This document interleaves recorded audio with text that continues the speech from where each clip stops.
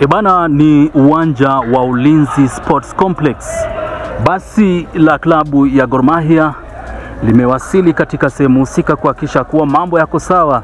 Sasa ni mtanange kati ya Gor Mahia na Ulinzi, na vile vile kuna mtanange ambao utaendelea ama utaanza majira saa 9 mchana siku ya leo kati ya Shabana na Police FC.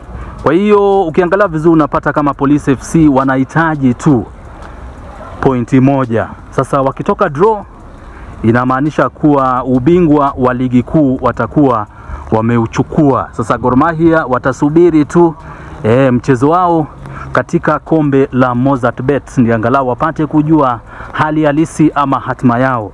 Kwa hiyo mashabiki wanaendelea kufika katika sehemu husika kushabikia vilabu vyao. Sasa klabu ya Gor Mahia na vile vile klabu ya Ulinzi.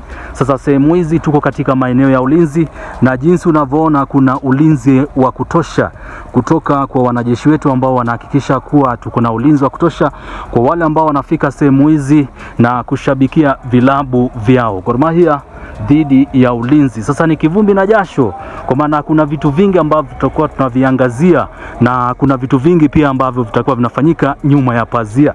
Kwa hiyo ningependa tu kukujuza kuwa hakikisha kuwa umesubscribe, umelike na vile vile umeshare makala ambazo tunaweka katika channel zetu za YouTube, Habari 254 TV na Bonga Tube Media. Ukifika pale hakikisha kuwa umesubscribe, umelike na vile vile kushare. Tutaendelea kuwapa mengi kuhusu vitu ambavyo vinaendelea katika uwanja huu, uwanja ambao una ulinzi wa kupitiliza. Ni sehemu za Ulinzi Sports Complex ndani ya gatuzi la Nairobi, maeneo ya Lang'ata. Shukran jidan, marhab, habib, tunawapenda zaidi.